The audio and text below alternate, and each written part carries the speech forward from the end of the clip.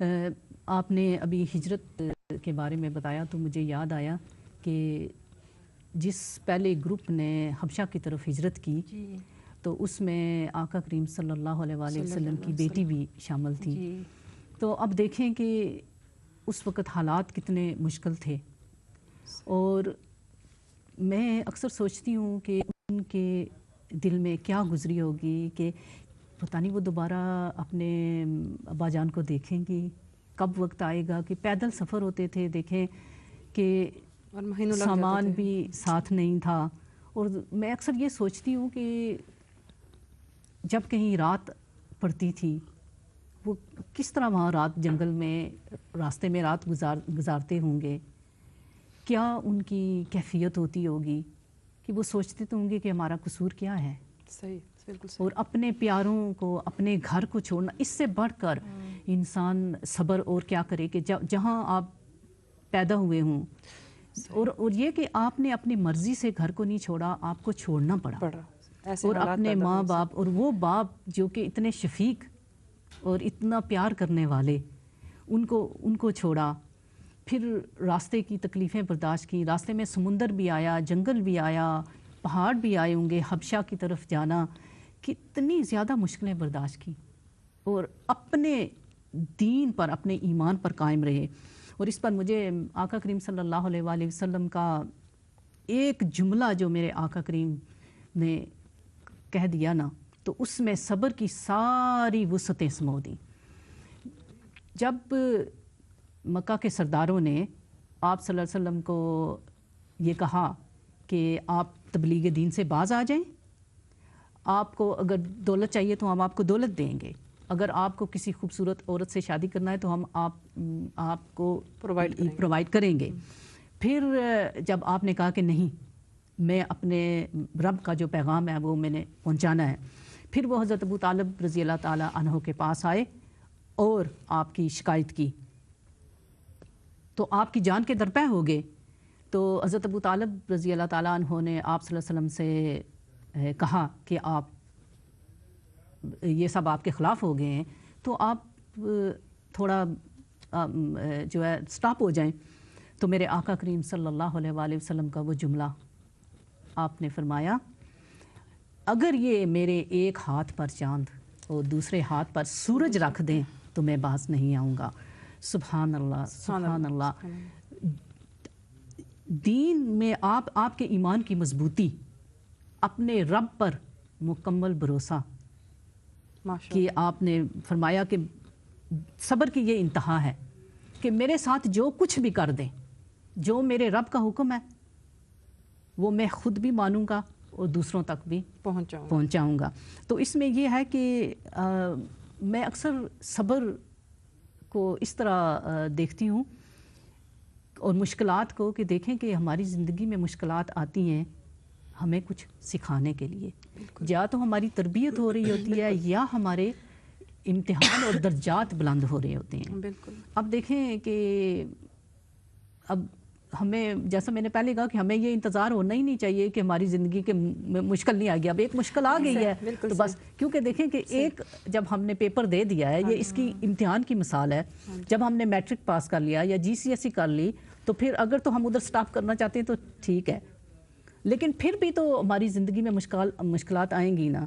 اگر کوئی A level کرنا چاہتا ہے اس کا امتحان اور مشکل ہوگا، اگر کوئی ڈگری کرنا چاہتا ہے تو اس کو بہت سارے امتحانات آئیں گے، بہت ساری سبجیکٹس کو اس نے اس پر عبور حاصل کرنا ہے. پھر PhD کرتے ہیں تو پھر تھیسس لکھنی پڑتی ہے.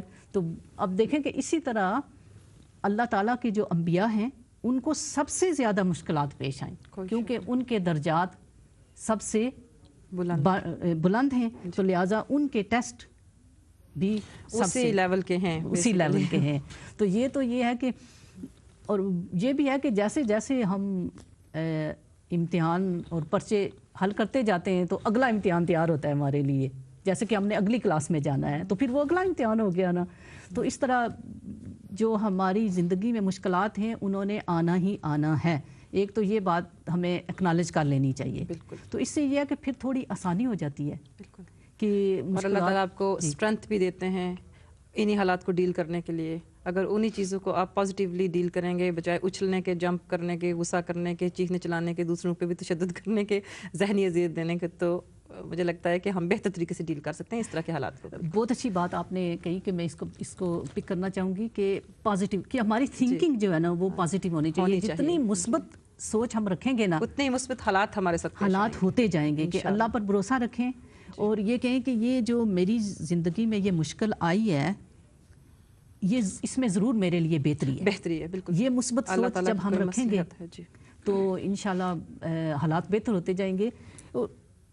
آج کل میں یہ سمجھتی ہوں کہ میں بھی اس میں شامل ہوں کہ ہم بعض اوقات نا ہم پر جو مشکل آئی ہوتی ہے نا وہ کیا کہتے ہیں کہ اس کو اوور ڈراماٹائز کر دیتے ہیں کہ جیسے کسی اور کو تو اس طرح کے مسائل درپیش ہے ہی نہیں، میں ہی ہوں. بالکل کوئی شک نہیں. اور اسی لیے ہمیں ضرورت ہے آقا کریم صلی اللہ علیہ وسلم کی سیرت کا مطالعہ کرنے کی، صحابیات اور صحابہ کرام کی زندگیوں کے بارے میں جاننے کی، کہ پھر ہمیں پتہ چلے کہ مشکلات اس طرح کے حالات میں انہوں نے کیسے ڈیل کیا اور ہم ان سے سیکھ سکتے ہیں نا. ان کے زندگیوں کو پڑھ کے، ان کے بارے میں مطالعہ کر کے ہم اپنی زندگیوں میں یہی چیزیں اڈاپٹ کر سکتے ہیں. کہ دوسری بات، سوری آپ کی بات کاٹ رہی ہوں، کہ جب ہم کہتے ہیں کہ جو مشکل آئی تو ہم پہ آئی اور یہ بس اور ایسے حالات صرف ہمارے ساتھ ہی ہمارے ساتھ کی، یعنی کہ سب کے، ہم سب سمجھتے ہیں عقل مند ہے سب لوگ کہ نہیں مشکل سب کے ساتھ، لیکن ہمیشہ ہوتا ہے کہ نہیں جو میرے ساتھ ہے یہ بس وہ میرے ساتھ ہی ہے. تو جب ہم سب بھی یہی سوچ رہے ہوتے ہیں تو پھر دوسرے کی ہیلپ کون کر رہا ہے، کوئی پوچھے. اگر ہم سب بھی اتنے پرابلم میں ہم سوچتے کہ سارے بس ہمیں ہی بس آ کے پکڑ لیں تھامیں، تو دوسروں کے لیے اگر ہم سوچیں جیسے کہ ہمارے جیسے اسلام ہمیں کیا سکھاتا ہے، ہمیں یہ نہیں سکھاتا کہ آپ دیکھو جو آپ سے اوپر ہے ان کو دیکھو یار یہ تو بڑے ہیپی ہیں، ان کی اولاد کی اچھی اچھی شادیاں ہو گئی ہیں، کوئی مسئلے نہیں ہیں، ہم لوگ ہی ٹربلز میں ہیں. تو ہمیں نہیں اسلام یہ سکھاتا، ہمیں سکھاتا ہے پازیٹیو تھنکنگ کہ آپ سے اپنے سے نیچے والوں کو دیکھو. بالکل. تو اسی سے ہمیں اسٹرینتھ آتا ہے، پھر ہم جا کے ان کی ہیلپ کرتے ہیں. اور اللہ تعالیٰ ہمیں اس چیز کی توفیق دیتا ہے تو ہم کرتے ہیں نا. اللہ تعالیٰ کی مرضی کے بغیر تو ایک پتا بھی نہیں ہل سکتا.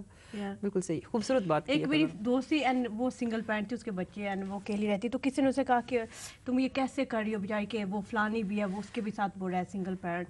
تو اس نے جواب دیا کہ کیا مطلب سنگل پیرنٹ، میں انگلینڈ میں رہتی ہوں، اچھی جاب کر رہی ہوں، اچھا گھر ہے، فریج ہے، ٹی وی، ایوری تھنگ، کسی برتن تو نہیں مانج رہی نا.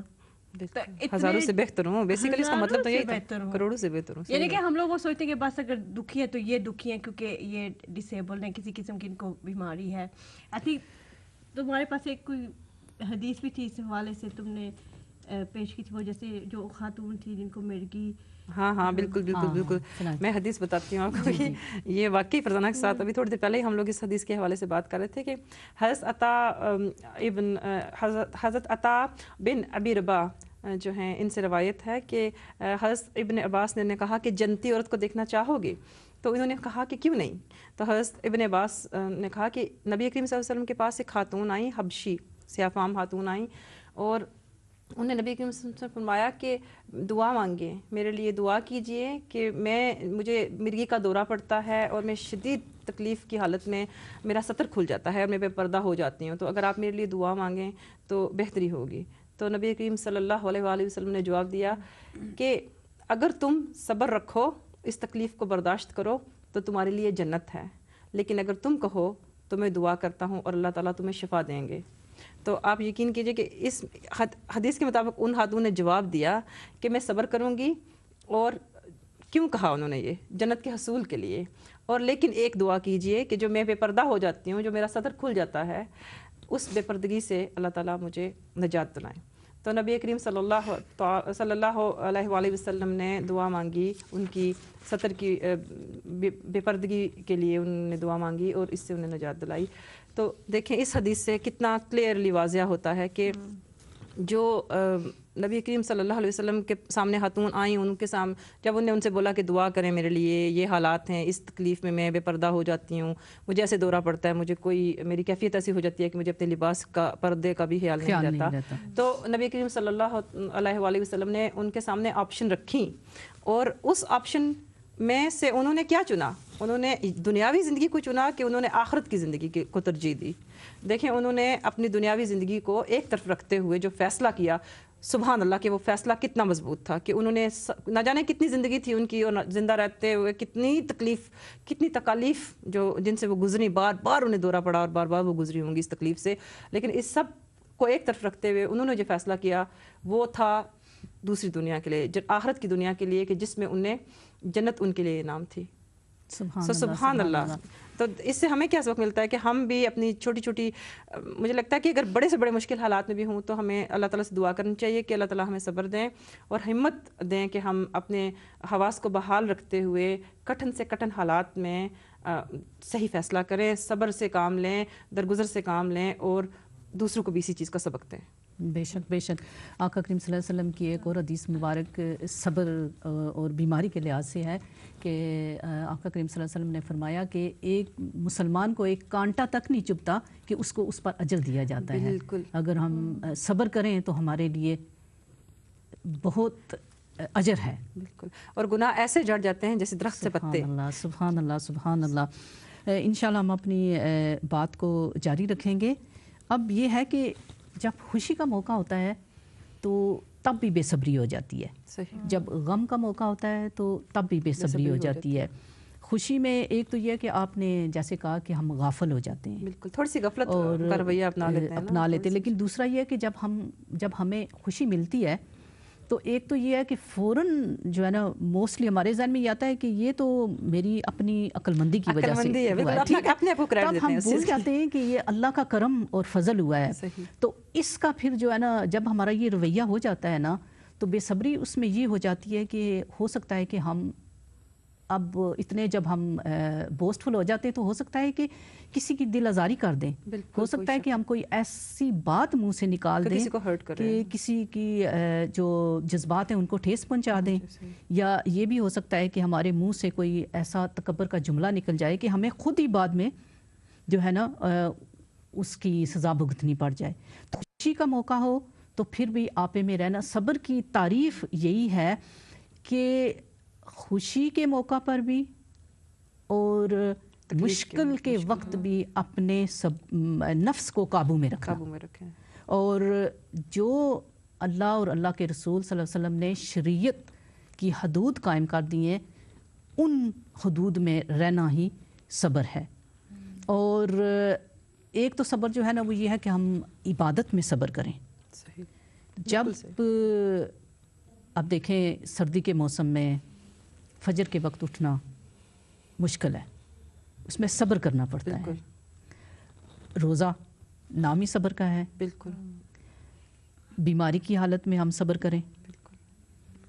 پھر گناہوں سے بچنا، خاص طور پر آج کے معاشرے میں جو اتنی ٹیمپٹیشن ہے، گناہوں سے بچنا بہت صبر مانگتا ہے. صبر جو ہیں اسی وقت ہمارے اندر پیدا ہو سکتے ہیں کہ ہمیں پتہ ہو کہ ہماری اس دنیا میں کیا حیثیت ہے.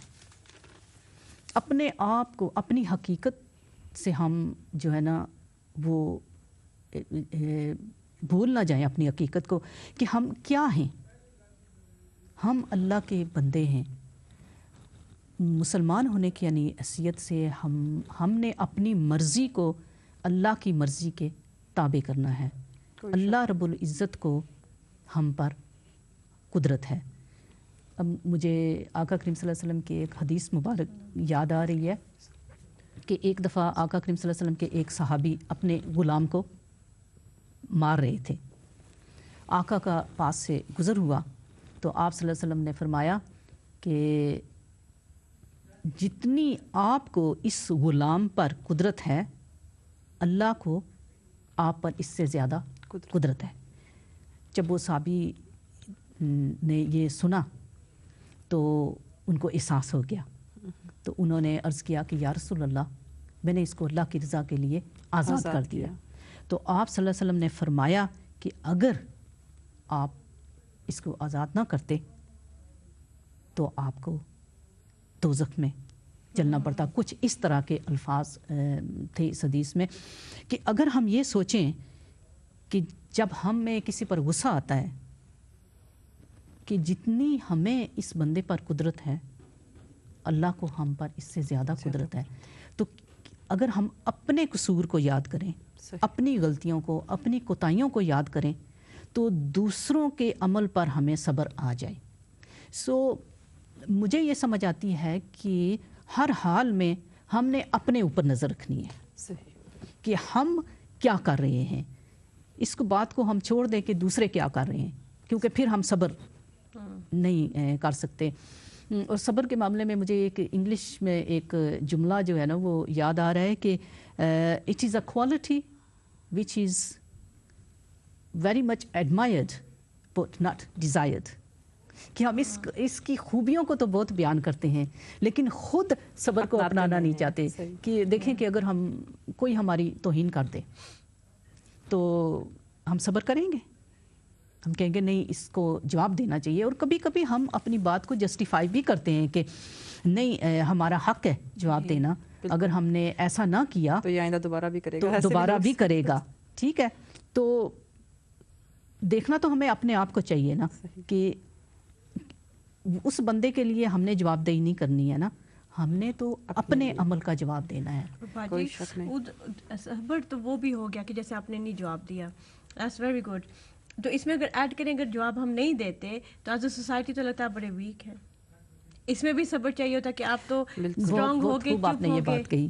لیکن پھر جو تانے ملیں گے وہ الگ، اس پہ آپ کو الگ صبر کئی لوگ تو بہت جوش دلاتے ہوئے اور طنز پہ اتر آتے ہیں کہ تم نے تو جواب تک نہیں دیا، منہ میں زبان نہیں تھی. اچھا، اس پر میں آپ کو ایک اور حدیث مبارک جو کہ مجھے میں مفہوم بیان کروں گی کیونکہ مجھے صحیح الفاظ یاد نہیں ہیں کہ ایک دفعہ اب مجھے ان صحابیہ کا نام بھی نہیں یاد آ رہا، میں صرف آپ کو واقعے کی جست بیان کرتی ہوں کہ ایک صحابیہ تھیں تو وہ دوسری صحابیہ سے ان کی کوئی بات ہو رہی تھی کہ جیسے تھوڑی سی آرگیومنٹ ہو رہی تھی.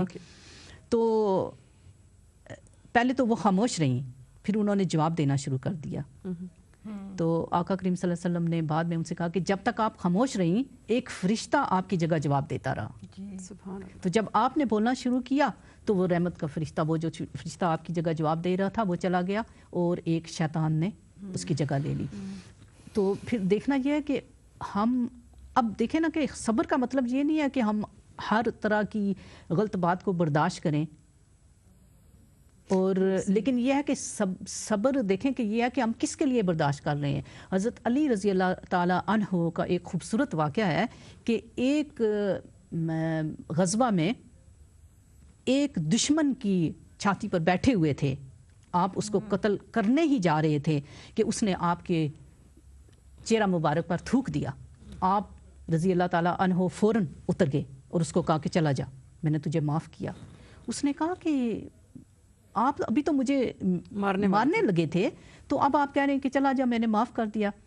تو حضرت علی رضی اللہ تعالیٰ عنہ نے فرمایا کہ میں تمہیں مار رہا تھا اللہ کے لیے، لیکن جب تو نے میرے منہ پر تھوکا تو میرا اپنا نفس اس میں شامل ہو گیا، تو میں اپنے نفس کے لیے تمہیں مارنا نہیں چاہتا، چلے جاؤ، میں نے تمہیں معاف کیا.